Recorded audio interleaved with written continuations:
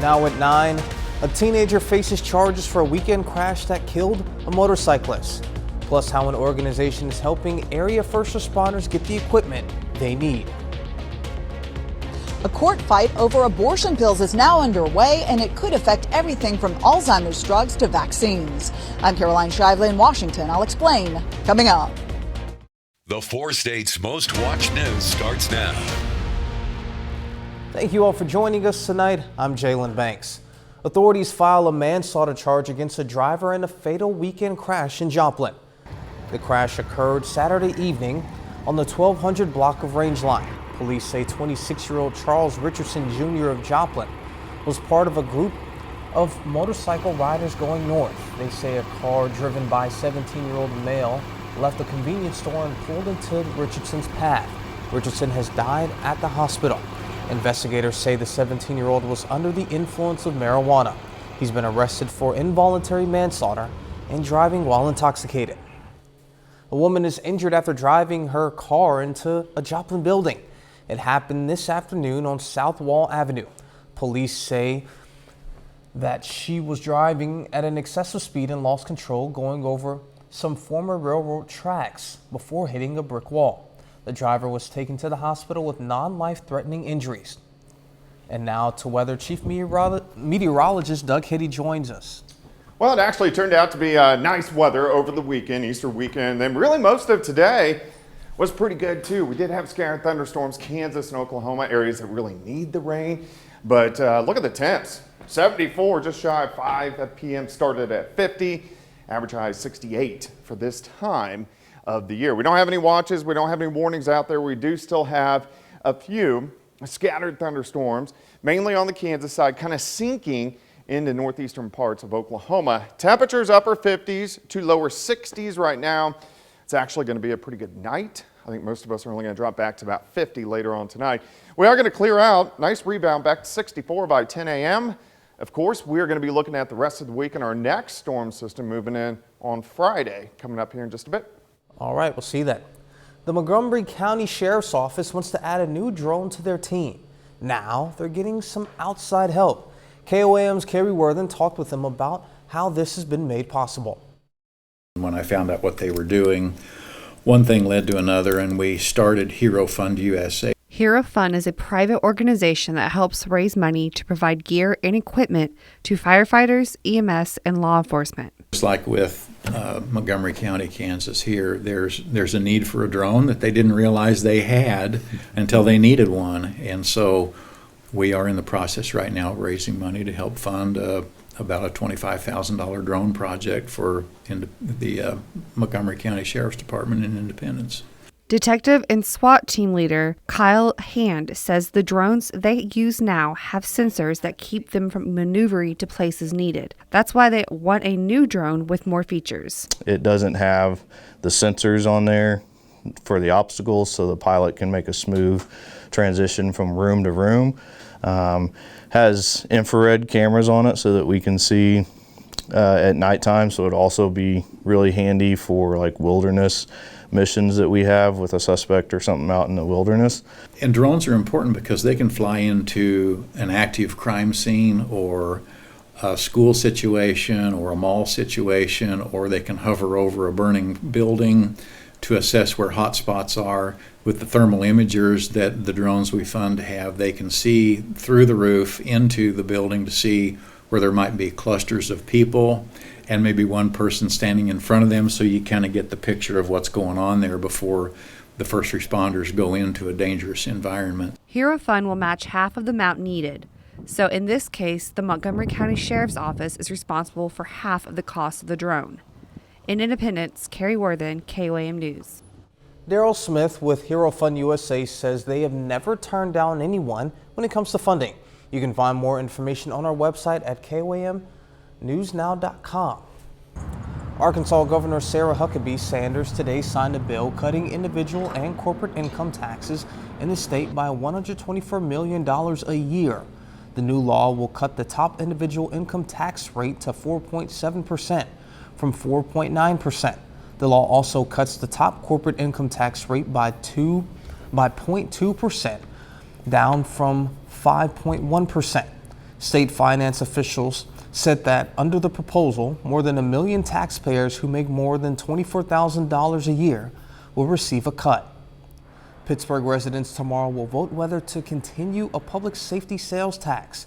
The 0.05% tax went into effect in March 2014. If approved, it would maintain that rate for the next 10 years. If not, it would expire next year.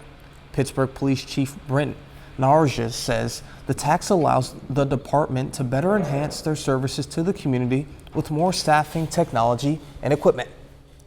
Creation Safari Wildlife Park in Wyandotte, Oklahoma houses exotic animals right here in the 4 states. Last year, the park added a new resident to their family, a sloth named Flash. Now they're offering people a unique opportunity to get up and close and personal with them. As KOAM Shagun Bomdali reports, they'll get to know Flash's personality and how he's cared for in the park. Creation Life Park in Wyandotte recently started a program called Sloth Encounters. Visitors will have the chance to hand feed and pet Flash the sloth. And so we've been training that to do encounters, and so we just recently started doing those.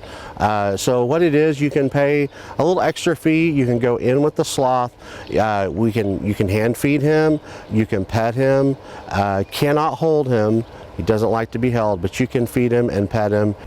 It is not just getting a chance for a cute photo op. Kids get excited when interacting with the animals and learning more about them. Man, they love it. I mean, they absolutely love it. The kids come here.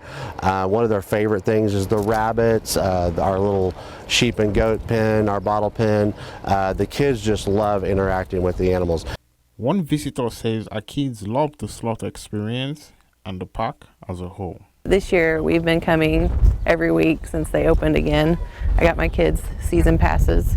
The park is working to get another sloth, potentially giving Flash a new friend. We've always wanted to have one here, and we finally got things worked out where we could get one, and we plan on getting another one this summer.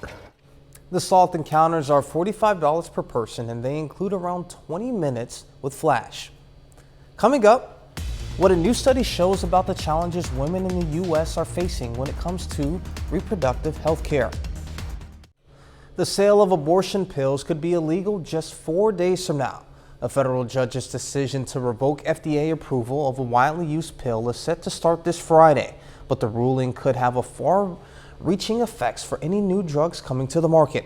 The Justice Department wants the abortion pill on the market as litigation plays out. Fox's Caroline Shively reports on the latest from Washington.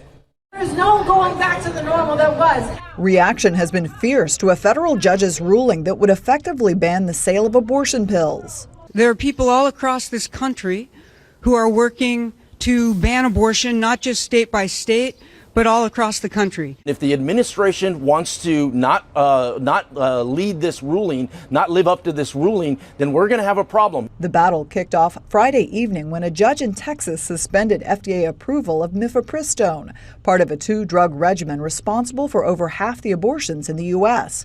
The judge ruled the original approval 23 years ago, plus more recent decisions allowing it to be prescribed by telemedicine and delivered by mail, was unlawful. The Biden administration quickly filed an appeal in a fight likely headed to the Supreme Court. We have a very strong case because the FDA has followed all the rules and used the evidence to make a decision. Democrats are now looking for ways to protect abortion outside the courts. Some states, like California and Massachusetts, are stockpiling abortion pills before the injunction takes effect. House Democrats are introducing legislation that affirms the Food and Drug Administration has the final say on approving abortion drugs. The administration says the eventual outcome in the courts could affect the entire FDA approval process on everything from insulin to vaccines. In Washington, Caroline Shively, Fox News. Some women are finding it harder to access reproductive health care in the U.S. According to a new study, women are more likely to face challenges to get routine screenings and birth control than in recent years. Researchers analyzed survey data from thousands of women between 2017 and 2021.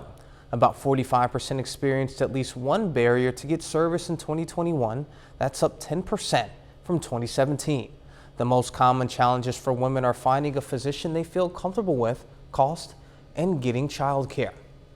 Doug is back with a complete look at the forecast, and later, a pair of Carthage athletes signed to continue their careers at the collegiate level.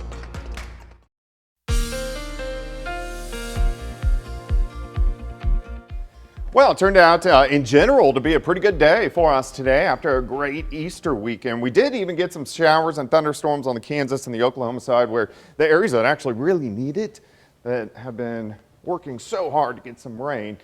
So we got some across southeastern Kansas and northeastern parts of Oklahoma as we work through the afternoon hours. Nice shot, indigo sky. All right, look at our temps. Yesterday we went lower 70s. Today, mid 70s for highs, and our temperatures are going to stay really nice all week long. All week we're going to have temps into the 70s to near 80 degrees.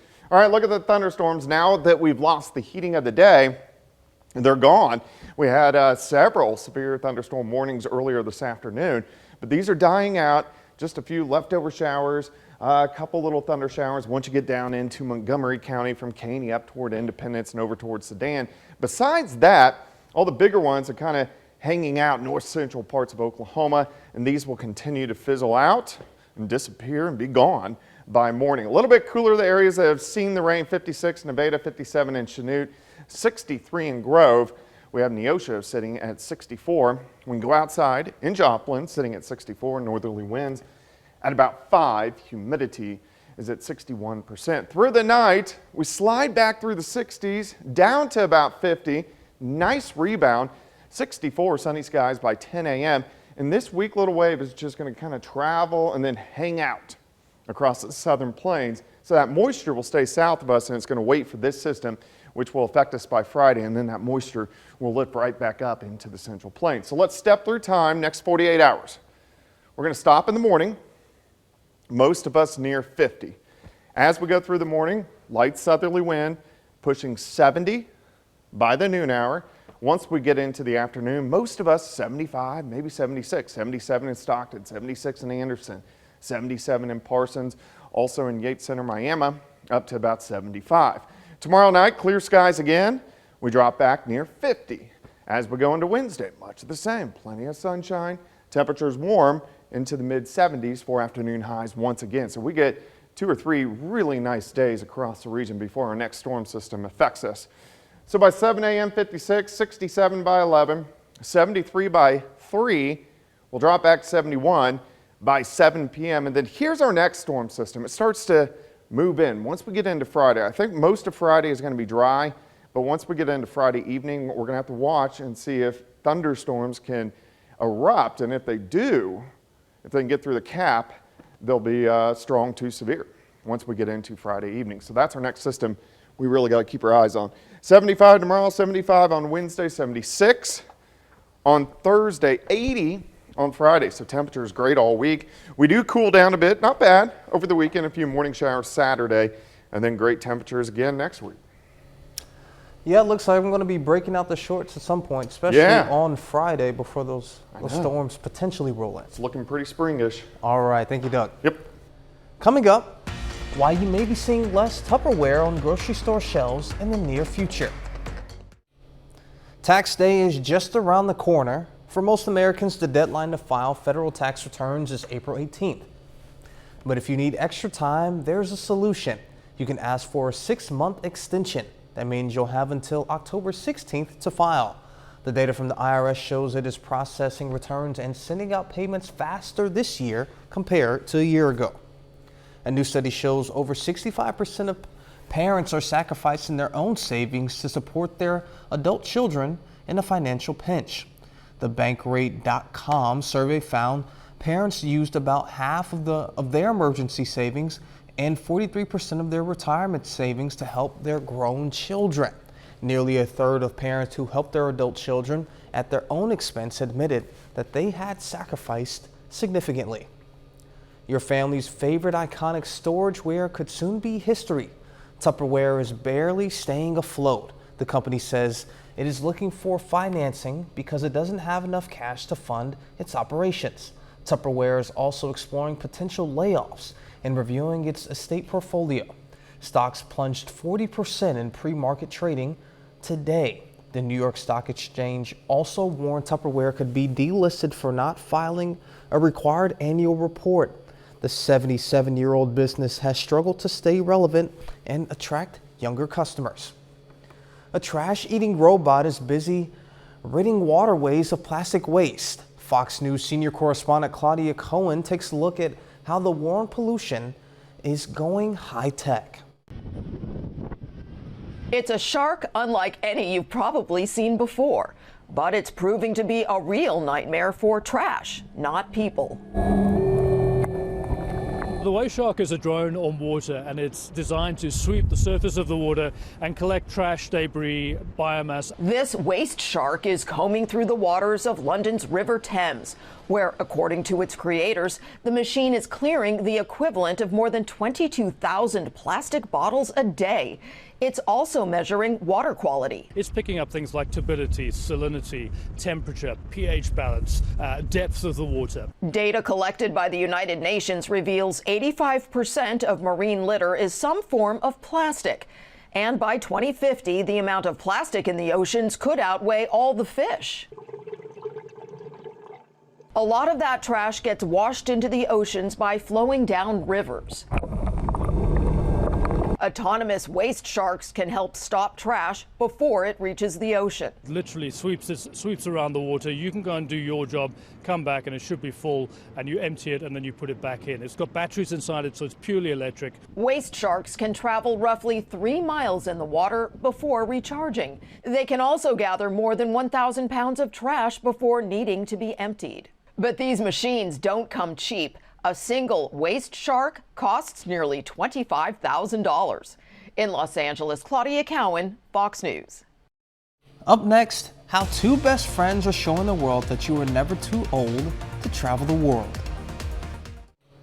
Two grandmas from Texas are showing all travel enthusiasts traveling has no limits. At that age, it's just a number, especially when it comes to seeing the world. The pair of best friends, Eleanor Hamby and Sandra Hazlitt, are 81 years old. The besties have traveled to several countries around the world over the years with no travel agency or fancy destinations. The two besties plan their trips each time, and they say they enjoy mingling with the locals. 30 more minutes of news, weather, and sports coming your way.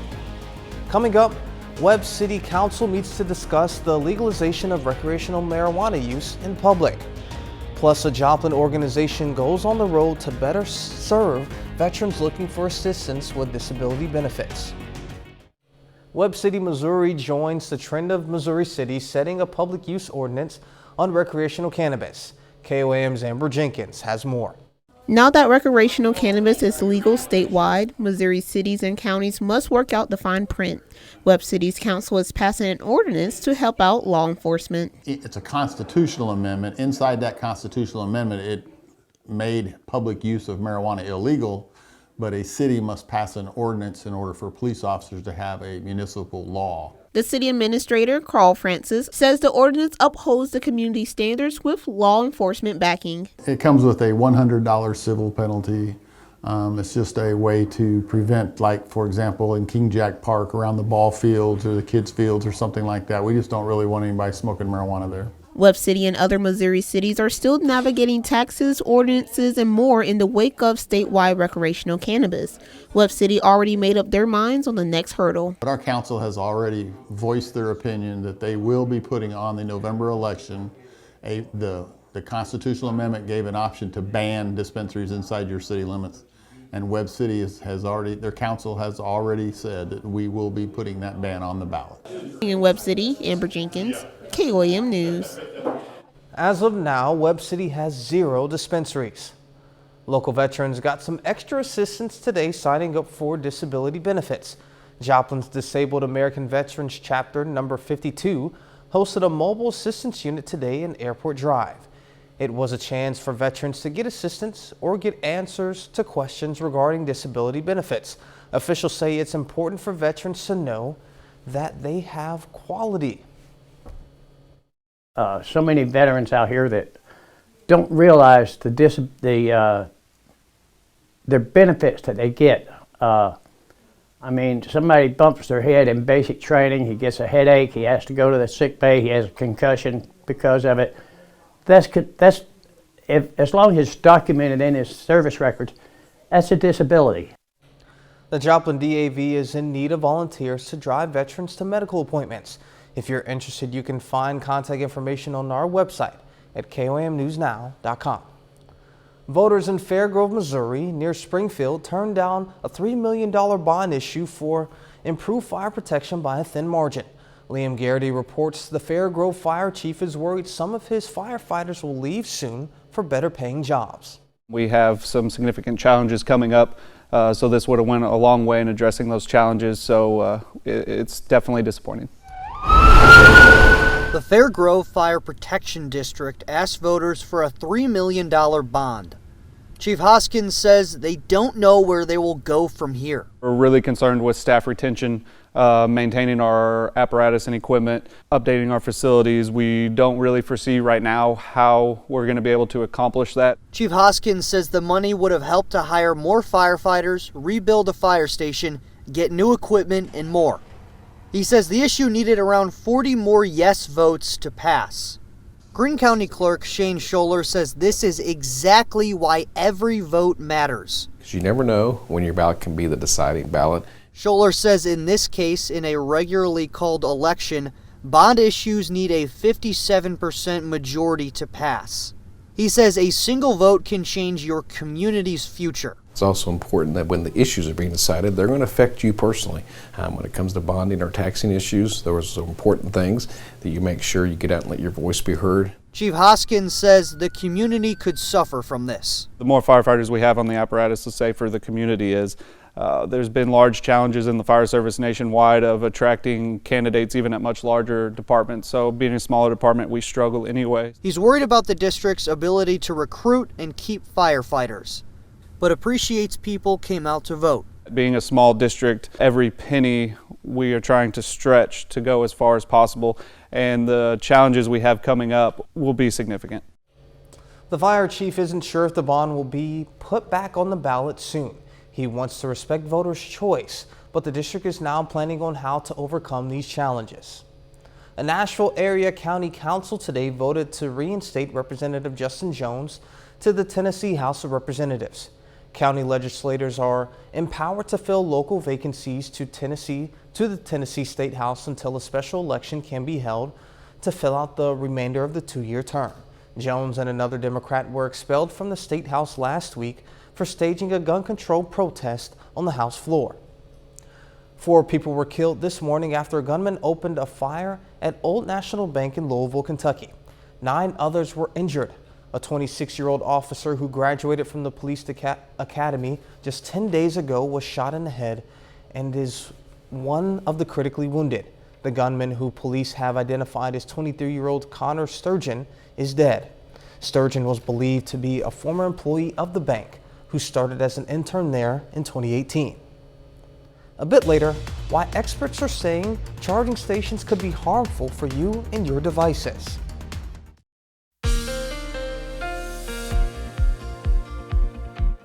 Well, it actually turned out to be a pretty good Monday for us today. We got some showers, we got some thunderstorms on the Kansas and the Oklahoma side, which is good.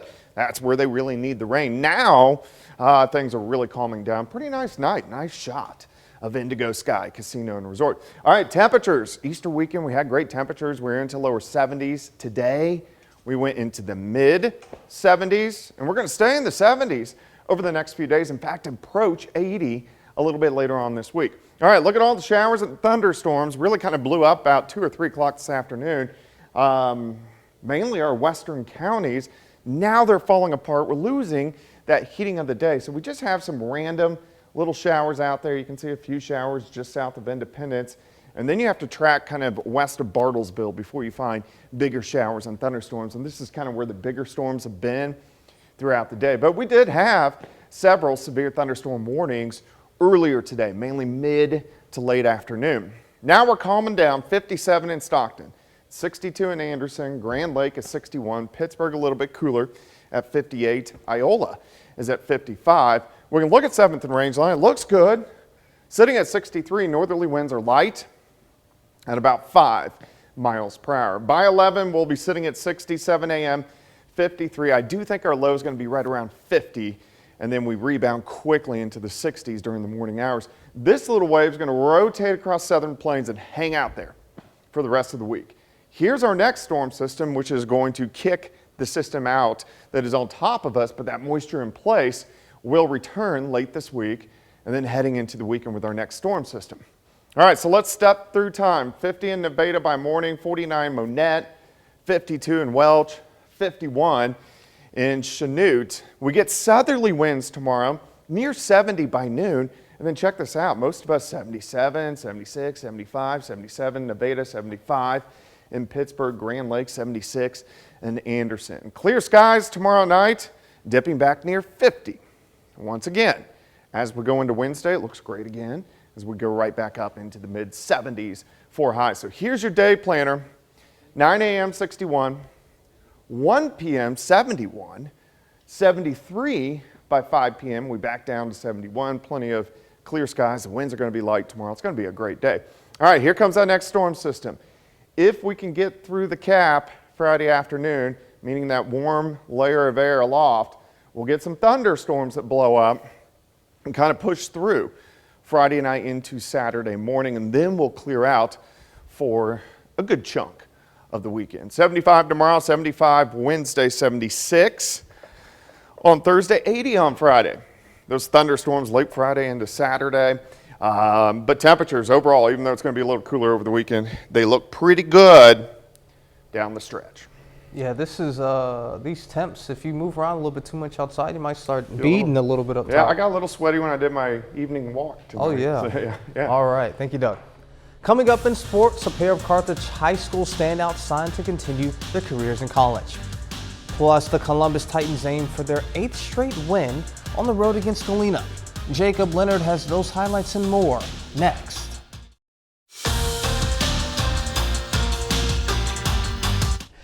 Well, the Columbus High School baseball team is off to a hot start this season. The Titans are 7-1 in their first 8 games, and they've won 7 in a row. On top of that, Columbus hasn't allowed a single run in 5 straight games. Tonight, Columbus aims to stay rolling on the road for a CNC matchup against Galena. Galena gets 2 on in the first, but Seth Stover shuts it down, strikeout there. Then later in the inning, another punch out. Titans up 2-0 after 1. At the top of the second, Caden Cox lines it to center. It gets down. Jaspin Tanner scores. It's 4-0 Columbus going to the bottom of the second. Checking back in with Seth Stover on the mound. Still cruising. He goes 4 shutout innings today. Top of the third, Jaspin Tanner yanks one into the left field corner. Jack Valela comes home easily. Tanner in there for the double. 6-0 Columbus after 3. Then in the fourth, Seth Stover not done this time. Doing work at the plate, high and deep to left center. Solo home run. Not the only long ball of the day for Columbus. Next inning, Landon Midget gets one up in the air to right center. That is gone. Solo shot for the senior catcher, his first of the season. Another Columbus win and another shutout. Titans beat Galena 12-0. A big softball matchup this evening in Southeast Kansas with Girard hosting Pittsburgh. The Trojans are 5-0 coming into today. Pittsburgh 3-1. Purple Dragons hand Girard their first loss of the season, winning in a shutout 10-0. Megan Johnston throws 5 shutout innings, also hits a solo homer. Heather Mowdy, 3 hits, 3 RBIs. Maddie Burdick goes 1 for 3 tonight with a home run.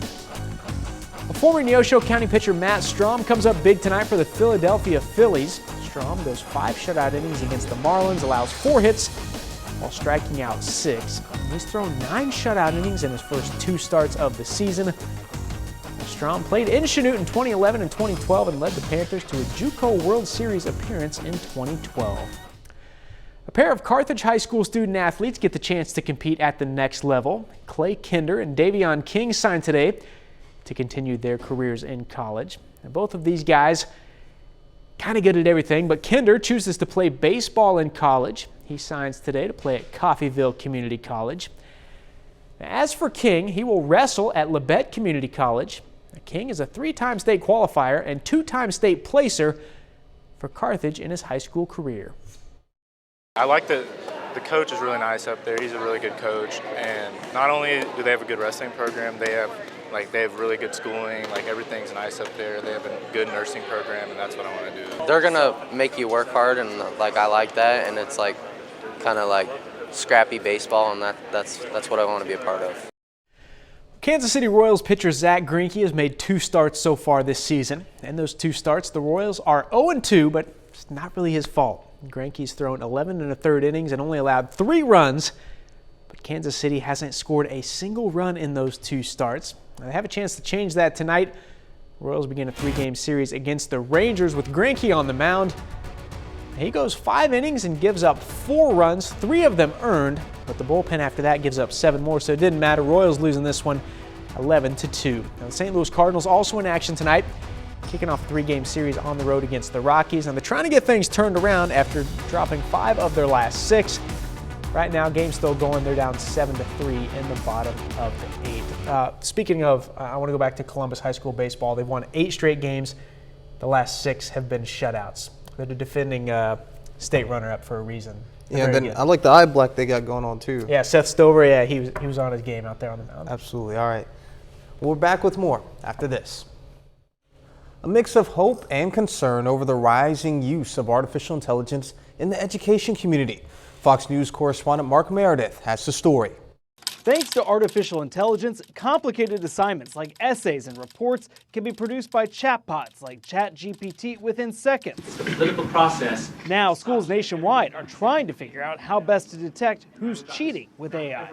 At a basic level, we are using AI to catch AI. Alexander Shui helped create GPT-0. The site, launched in January, allows educators to upload a student's work to determine if the content is original or likely computer generated. Essentially, we have our own AI that we check against, and we feed it the document, and we ask it how likely it is that you would have written the exact same thing. For schools, the abuse of AI poses a real threat, but some educators see opportunity. I want you guys to use ChatGPT to help you along the way. Diego Marin, an 8th grade math teacher in Skokie, Illinois, encourages students to use AI on some assignments. I think this has helped kids ask better questions, not just saying, I don't get it, but like, what specifically don't you get? Some colleges are also embracing AI, hoping to equip students for what's likely to be a growing and lucrative career field. There are endless healthcare applications of AI. Georgetown University Medical Center and MedStar Health joined forces to develop lessons on how to use AI for those studying health equity. Nawar Shara is with MedStar's Health Research Institute. We're trying to equip these kids with the tools that would make them, competitive and have the ability to work in the near future. While Shara compares the future of AI to the Industrial Revolution, others warn its true impact on everyday life, including education, remains to be seen. The U.S. Department of Education says it too wants to know more about how AI impacts America's classrooms. The department is expected to release the first federal report on AI in America's schools a little bit later on this spring. In Washington, Mark Meredith, Fox News. Citing a weaker demand, shipments of personal computers have fallen to below 29% in recent months. Apple leads the decline as the PC industry grapples with a pandemic-driven glut in inventory. So says market research firm International Data Corp. HP and Dell also report fewer PCs were shipped during the first quarter. Global PC shipments tumbled to 56.9 million in the first quarter, down 29% from the same period a year earlier. Travelers, take note. Those free charging stations at airports may not be as safe as one would think. The FBI is warning people about juice jacking through public charging for USB ports in airports, hotels, and malls. The FBI office in Denver tweeted Monday that bad actors have figured out how to use the ports to put malware and monitoring software on people's cell phones and other devices. Officials advise just carrying your own charger and using a regular electrical outlet instead. Coming up, how a World War II veteran is spending his 102nd birthday while sharing some words of wisdom. A World War II vet is in Arizona celebrating his 102nd birthday, but it isn't the only thing. He's also spreading his wisdom along the way. Fox's Steve Nielsen takes us to meet the wise man. Sitting next to his son, Gene has a way with words. I'm proud to be your father. Next week, the World War II B-24 Navigator will turn 102 years old. From an era of black and white photos to modern-day weddings with his grandkids, Gene has seen and lived a lot. I saw General MacArthur only once. Inside the bound pages of this book are 102 years of life. How to use your mind, how to think. It talks about truth. It talks about wisdom. It talks about the world in general. And it's a very good primer for life, I think. This book started with letters. As Gene neared his 80th birthday, he started writing these letters to his grandkids. His son Bill couldn't believe what he read. There were things in those letters that I never knew before. He took 15 years of letters and turned it into this book, Letters from Grandpa, a primer for life. You can leave the money, but you can't, nobody leaves the knowledge. Most older people need to have confidence that their life had a lot of value and their kids can benefit by it. Gene, about to blow 102 candles out of a birthday cake, couldn't agree more. That everybody gives their kids things. Give them money, give them real estate, stock, whatever else they have. And it's mostly objects. I felt that I had to give them more because I knew so much. All old people have some knowledge, some wisdom that they gain. Man, that's awesome. And that's our time for tonight, and thank you all so much for joining us. But before you go, we'll leave you with a video of animals in Chile enjoying Easter eggs. Be safe, and we'll do this all again tomorrow. See you then.